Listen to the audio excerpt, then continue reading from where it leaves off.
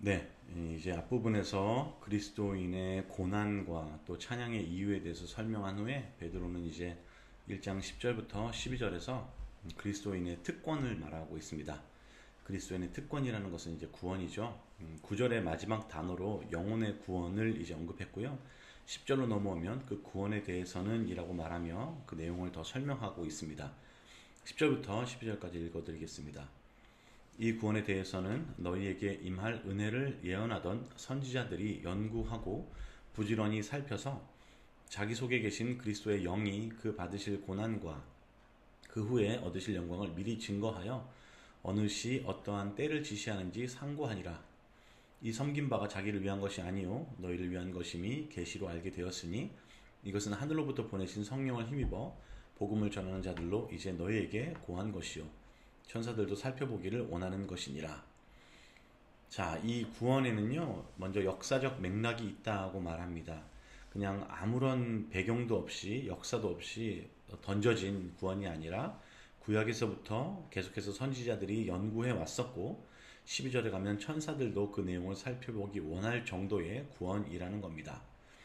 자, 옛적부터 이제 베드로가 말하는 그 옛적부터 구원을 연구해온 선지자들은 맥락상 유대인들 중에서 구약에 나타난 과거 선지자들을 뜻합니다. 예수님이 그냥 유대라는 배경도 없이 뜬금없이 나타나서 자신의 구원을 선포하고 사라진 것이 아니라 이미 수천 년 전부터 예언되었고 연구되었고 기다려왔던 바로 그 구원이 지금 그들의 눈앞에 예수님이라는 형태로 이루어졌다라는 말을 하고 있는 겁니다. 그러니까 선지자들은 연구했고 또 부지런히 살폈고 또 그거에 대해서 증거도 했지만 그들의 이 모든 노력의 목적은 바로 베드로서의 수신자들과 지금 이 글을 읽고 있는 우리를 위하여 쓰여졌다라는 거죠. 우리를 위해서 그리고 우리로 하여금 믿고 구원받게 하기 위해서 선지자들이 이 모든 내용을 쓰고 증거했다라는 말입니다. 그렇다고 한다면 우리가 할 일은 바로 이제 이 예언을, 그러니까 신약뿐 아니라 구약도 집어서 읽고 그들이 노력한 그 유익을 함께 취하는 것입니다. 그런 면에서 우리가 신약과 구약을 균형 있게 함께 읽는 것은 아주 중요합니다. 유대인들은 구약만을 인정하겠죠. 그리고 그리스도인들은 구약을 부정하지는 않지만 신약을 훨씬 더 나은 계시이고 온전한 계시로 바라봅니다. 문제는 우리가 그러면서 구약의 가치를 낮추어 보는 경향이 있다는 겁니다. 묻는 거죠. 구약은 결국 율법주의요, 행동으로 얻는 구원을 말하고 있지 않느냐라고 묻습니다. 하지만 예수님께서는 자신이 구약을 율법을 폐하러 오신 것이 아니요 완성하러 오셨다라고 말씀하셨습니다. 그 실제로 신약의 여러 단어들과 표현들은 구약적인 맥락 안에 쓰여진 것이고 구약과 그래서 함께 읽을 때 엄청나게 풍부한 의미가 드러나게 되는 겁니다. 예를 들어서 로마서에서 그 유명한 의인은 믿음으로 말미암아 살리라라는 그 말은 하박국서의 인용인 것이고, 그리고 바울 서신과 히브리서 전체는 이 구약적인 맥락 없이 읽기가 거의 불가능할 정도입니다.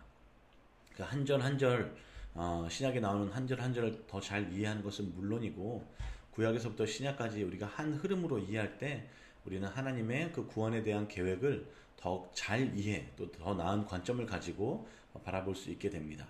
그러니까 창조부터 이어진 하나님의 그 사랑의 계획이라는 거죠. 그리고 타락 이야기, 노아와 아브라함을 선택하신 이야기, 이삭과 야곱으로 이어지는 하나님의 백성을 만들어가는 이야기, 마침내 약속의 땅을 그들에게 허락하시는 이야기, 하지만 이내 끊임없이 이어지는 백성의 반역 이야기, 그리고 그럼에도 불구하고 마침내 오래 참으시고 메시아를 주시는 하나님의 사랑의 이야기, 이 창조로부터 이어지는 큰 흐름 안에서 구원은 이제 마침내 우리에게 온전히 신약으로 계시되었다라는 겁니다. 이 흐름을 우리가 알고 있을 때에, 그리고 구약과 신약을 균형 있게 읽고 있을 때에 우리는 온전한 계시를 더 잘 이해할 수 있게 됩니다. 그리고 이제 마지막 부분에 가면 이 구원을 천사들도 살펴보기 원하지만 허락되지 않았다라는 그 말은 그 천사들이 그 내용도 알지 못한다는 것이 아니라 그들에게는 이 구원의 특권이 허락되지 않았다라는 말입니다. 구원이라는 것은 오직 우리 인류에게 허락된 특권입니다. 그러니까 히브리서 1장 14절인데요. 이렇게 말하고 있습니다. 모든 천사들은 부리는 영으로서 구원 얻을 후사들을 위하여 섬기라고 보내심이 아니뇨. 천사들은 부리는 영으로서 보내졌다라는 거예요. 물론 천사들이 행할 수 있었던 이적과 그들이 하나님에 대해서 알고 있는 지식은 엄청나게 놀라운 것이었을 겁니다. 성경에서 천사를 만난 사람들의 하나 같은 반응은 두렵고 떨림이었습니다. 그러니까 마치 하나님을 보는 것 같은 두렵고 떨림을 그들은 천사를 봤을 때 가졌다라는 거죠. 그만큼 천사의 위상이 높았다라는 겁니다. 그리고 이사야 6장에 묘사된 그 천사의 예배 장면은 우리가 말로 형언할 수 없을 정도로 놀랍고 웅장합니다. 두 날개로는 얼굴을 가리고 두 날개로는 발을 가리고 두 날개로는 날며 거룩하다 거룩하다 거룩하다 라고 노래했다라고 말하는데, 그런 정도의 하나님에 대한 지식을 갖고 있었고 그런 정도의 놀라운 찬양과 예배를 할 수 있는 천사였던 것입니다. 그런데 그런 천사들이 살펴보기를 원했지만 그들에게는 허락되지 않은 그 구원의 내용이 이제 우리에게 온전히 계시되었다는 것은 얼마나 놀라운 특권인지 우리가 알 수 없습니다. 예수님이 하신 말씀 중에 우리에게 더 나은 것이 준비되었다라는 맥락에서 하신 말씀이 있습니다. 마태복음 13장 17절인데요.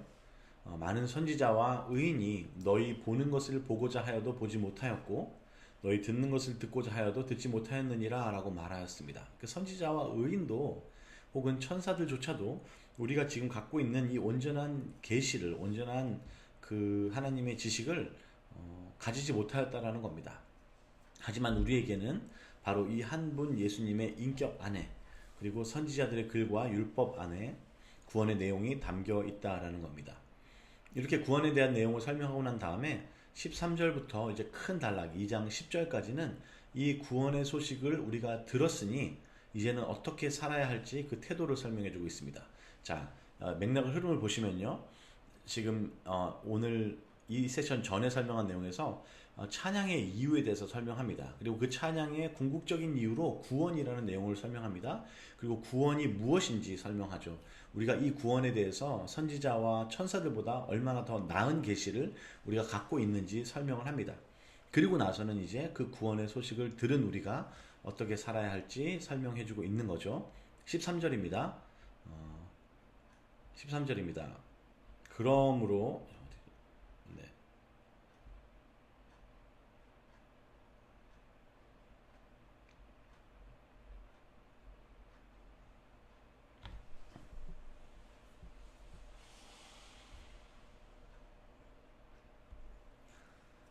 13절에 이렇게 말하고 있습니다. 그러므로 너희 마음의 허리를 동이고 근신하여, 그러므로 너희 마음의 허리를 동이고 근신하여, 이런 구원의 내용이 우리에게 허락되었으니 이제 우리가 할 일은 우리 마음의 허리를 동이고 근신하여 라고 말하고 있습니다.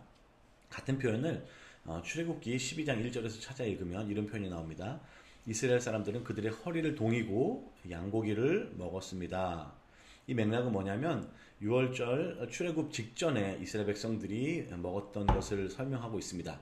그러니까 이스라엘에게 전적인 구원이 나타나기 그 직전에 그 사건 앞에서 그들은 허리를 동였습니다. 왜냐하면 바로 다음날 그들은 자신들이 이제 수백 년간 살고 있던 애굽 땅을 떠나서 이제는 미지의 땅으로 나아갈 것이기 때문입니다. 그러니까 베드로도 우리가 이제 곧 만나게 될 그 구원의 소식 앞에서 마치 이스라엘 백성처럼 허리를 동이고 근신하라고 명령하고 있습니다. 허리를 동인다는 것은 우리가 언제든 움직일 준비가 되어 있다라는 뜻이죠. 우리 삶의 모든 신경이 그 구원의 소식에 기울여져 있는 상태를 말합니다. 하나님의 음성이 들릴 때에, 우리를 부르실 때에 이제 우리 삶이 획기적으로 조정될 준비를 하라라는 겁니다. 예수님은 또 이제 허리를 동인다라는 표현이 누가복음에도 한 번 더 등장하는데, 예수님은 누가복음에서 제자들에게 너희가 하나님 나라를 기다릴 때에 허리에 띠를 띠고 등불을 켜고 서 있으라고 말합니다. 허리를 동이고 서 있으라는 거죠. 허리를 동이지 않는 사람은, 준비되지 않은 사람은 하나님의 음성이 들릴 때에 들을 수는 있지만 움직일 수는 없다라는 거예요. 준비되지 않은 사람들이 어떤 반응을 하는지 예수님의 비유를 한 번 더 들어보겠습니다. 예수님이 어떤 주인의 잔치자리를 소개합니다. 그리고 잔치에 청하는데요. 잔치에 청함을 받은 사람들의 반응이 나는 밭을 샀으니 가봐야겠다. 나는 소를 샀으니 가봐야겠다. 나는 장가 들었으니 가봐야 되겠다 라고 대답합니다. 여기서 잔치는 구원을 뜻합니다. 구원의 소식은 그들에 다 전해졌고 그들에게 개인적인 초청이라는 형태로 다가왔지만 어느 누구도 허리를 동이고 있지 않았습니다. 그들은 자신의 삶의 일들에 너무 바빠서 분주해서 준비하고 있지 못했다라는 거죠. 주저주저 하다가 기회를 놓친 사람들이라는 겁니다. 바로 이런 비유와 이런 사람들의 경우를 가장 많이 옆에서 보아왔던 사람이 바로 베드로였겠죠. 그러니까 베드로는 이제 자신의 교인들에게 이렇게 편지하는 겁니다. 내가 그런 예들을 많이 봐왔는데 허리를 동이지 않고 근신하지 않아서 그 명령 앞에 순종하지 못한 사람을 많이 봐왔는데 너희는 이제 그 구원의 소식 앞에 허리를 동이고 근신하며 예수 그리스도 나타날 때에 가져올 은혜를 바라라며 요청하고 있습니다. 이 요청 뒤에 이제 14절, 15절은 두 가지 삶의 태도를 대조하고 있습니다. 두 가지 삶의 태도입니다. 첫 번째 삶의 태도는 악한 삶, 즉 14절에 나오는 알지 못할 때에 줬던 너희 사욕을 본받는 삶입니다. 알지 못하던 때라는 말은 예수님을 알기 전을 얘기하고 있고요. 그때 우리는 우리 사욕, 개인적인 욕심들을 본받아서 따라서 살았던 사람들입니다. 우리 개인의 욕망을 따라 결정했고 욕망을 따라서 행동하고 살았습니다. 우리 삶의 기준을 내가 세우고 나에게 유익이 되는 대로 선택했던 사람들입니다. 이것이 바로 내가 주인 되는 삶이라고 표현할 수 있겠습니다.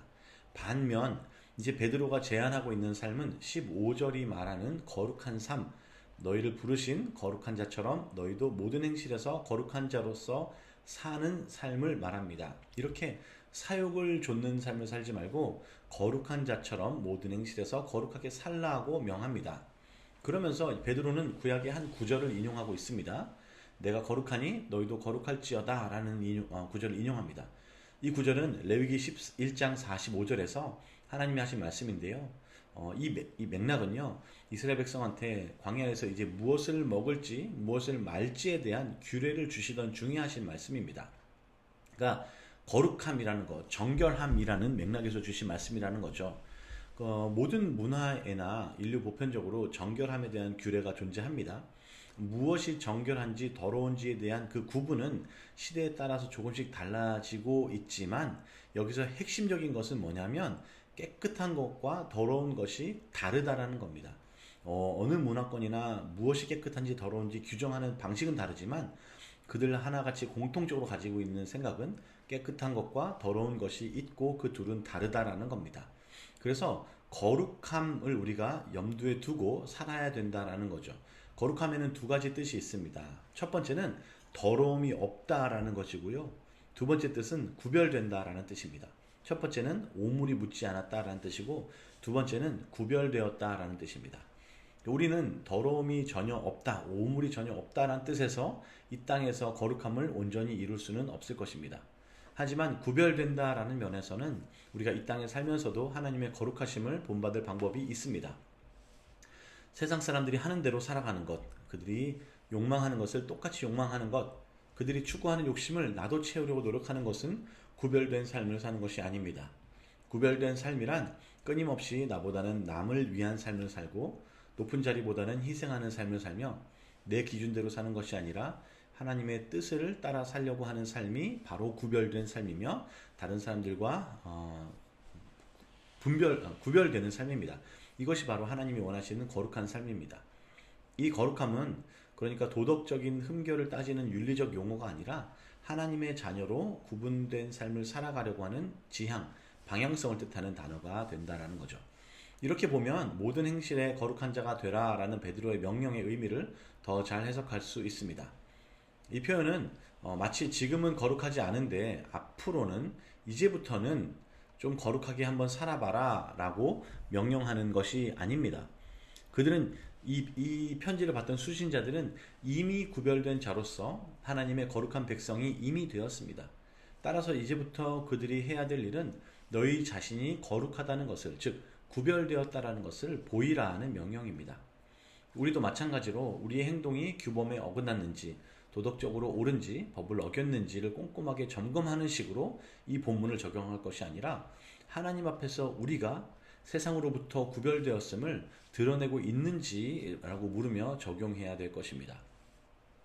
17절에 이제 외모로 사람을 보지 않고 라는 표현은 히브리적인 표현인데 이제 얼굴을 들어 올리다 라는 말, 편애하다 라는 말의 부정어입니다. 그러니까 외모로 사람을 보지 않는다라는 말은 편애하지 않는다라는 뜻입니다. 따라서 하나님은 유대인이나 이방인이나 그가 누구인지에 따라서 편애하지 아니하시고 각 사람의 행위대로 공평하게 재판하시는 재판관이라는 뜻이죠. 그렇지만 이 행위는 개별 행동들이 아니라 더 큰 의미에서 15절과 17절에 나타나는 행실 혹은 지내라라는 뜻을 담고 있습니다. 우리 삶의 전반적인 방향, 지향성, 우리 삶의 자세를 보고 우리 삶이 어디로 가고 있는지를 보고 하나님은 공평하게 판단하시는 하나님이시라는 뜻입니다. 바로 그러한 편애하지 않으시는 하나님이시기 때문에 지금 나그네의 삶을 사는 너희는 두려움으로 지내라고 권면하고 있는 것이죠. 앞선 1절에서 베드로는 이렇게 흩어진 교회들을 나그네라고 불렀습니다. 그리고 이제 17절에 여기까지 오게 되면 다시 한번 그들에게 나그네의 삶을 사는 자라고 부릅니다. 이 표현은 2장 후반부에 다시 한번 등장합니다. 나그네는 자기의 집이나 나라를 떠나서 다른 곳에 일시적으로 사는 사람들이죠. 그러니까 현대적인 언어로 치면 이민자나 영주권자 혹은 여행하는 자 정도로 번역할 수 있겠습니다. 내 참된 정체성이 속한 나라와 지금 내가 살고 있는 나라가 다르기 때문에 그것 때문에 벌어지는 여러 가지 행정적이고 법적이고 문화적이고 언어적인 차이와 그로 인한 불편함이 존재합니다. 하지만 동시에 그렇기 때문에 지금 내가 살고 있는 나라에 대한 객관적인 참된 시각을 가질 수 있는 것도 사실입니다. 1세기 로마 제국에 흩어져 살고 있던 크리스천들과 마찬가지로 2024년에 미국의 뉴욕에 살고 있는 우리도 모두 나그네들입니다. 그리고 우리는 이 나그네 됨 때문에 반드시 삶의 불편함과 그런 것들을 필연적으로 경험합니다. 하나님의 뜻대로 살아가려고 하지만 그게 늘 우리에게 좋은 결과를 가져다 주지는 않습니다. 그것 때문에 손해를 받기도 하고 가끔 조롱을 받기도 합니다. 우리의 삶의 방식은 우리가 속한 사회에서 널리 인정되고 있지는 않습니다. 하지만 동시에 바로 그렇기 때문에 우리는 지금 우리가 발붙이고 살고 있는 이 땅에 매몰되지 않고 그 땅에 대한 객관적인 시각을 가질 수 있습니다. 그리고 동시에 참된 나라에 대한 소망을 가질 수 있죠. 이 나그네로서의 삶의 정체성을 우리가 확립하는 것이 베드로전서를 읽는 핵심입니다. 베드로는 이어서 두려움으로 지내라 라고 말하고 있습니다. 너희가 나그네로 이 땅에 살고 있기 때문에 이 땅을 살 때에 두려움으로 지내라고 말합니다. 물론 이 땅이 우리에게 적대적이기 때문에 두려움 마음을 가지고 날마다 긴장하고 살아야 된다라는 말도 됩니다. 하지만 동시에 그 두려움으로 지내라는 그 말은 하나님의 존재 앞에서 우리가 느끼게 되는 경외감도 뜻하고 있습니다. 왜냐하면 성경에서 하나님을 만난 사람들의 반응은 하나같이 모두 두렵고 떨림이라는 반응을 가졌습니다. 실존주의 철학자 키에르케고르는 하나님의 명령을 들은 아브라함이 느꼈을 그 감정을 두렵고 떨림이라고 제목 지으며 하나님과의 관계를 설명했습니다. 내 기존의 모든 이해를 넘어서고 나의 모든 존재보다 더 큰 존재, 내가 어떤 설명으로도 담을 수 없는 그분을 만났을 때에 우리는 인간의 한계와 죄성을 역설적으로 더 크게 느끼며 두렵고 떨린 그 상태에 들어간다는 겁니다. 성경에서 이런 두렵고 떨림의 상태를 경험한 사람이 있죠. 바로 이사야였습니다. 이사야는 바로 그런 경험을 하고 나서 두려움의 감정을 이렇게 표현합니다. 화로다 나여 망하게 되었도다. 입술이 부정한 백성 중에 거하며 만군의 하나님을 배웠음이로다. 자, 이사야의 말이 예배의 맥락에서 벌어진 것이고요. 그가 이어서 했던 행동들은 그 하나님께 이제 보냄을 받은 것임을 기억하면요. 이 두렵고 떨림의 감정은 예배라는 맥락에서 그리고 선교라는 맥락에서 발생한 일인 것을 우리가 알 수 있습니다. 예배와 그로 인한 하나님과의 만남 그리고 그에 따른 적절한 반응은 오직 두려움과 떨림이며 그 두려움은 우리로 하여금 하나님의 사명을 들고 앞으로 나아가게 한다는 것을 기억할 수 있어야 합니다. 그래서 그렇게 이 땅을 살아가며 끊임없이 하나님의 존재를 마주하며 살아갈 우리는 바로 그 두려움의 감정을 예배 가운데 회복할 수 있어야 합니다. 자, 오늘은 이렇게 베드로 전서의 세 번째 섹션을 살펴보았습니다. 하나님 앞에서 또 이 땅 가운데서 나그네로서 살아가는 우리가 가져야 되는 여러 가지 자세, 그 중에서 두려움에 대한 이야기도 마지막에 함께 나누어 보았습니다. 다음 시간에는 우리가 이제 베드로 전서 1장 18절부터 2장 10절까지 택하신 족속이라는 표현을 한번 살펴보도록 하겠습니다.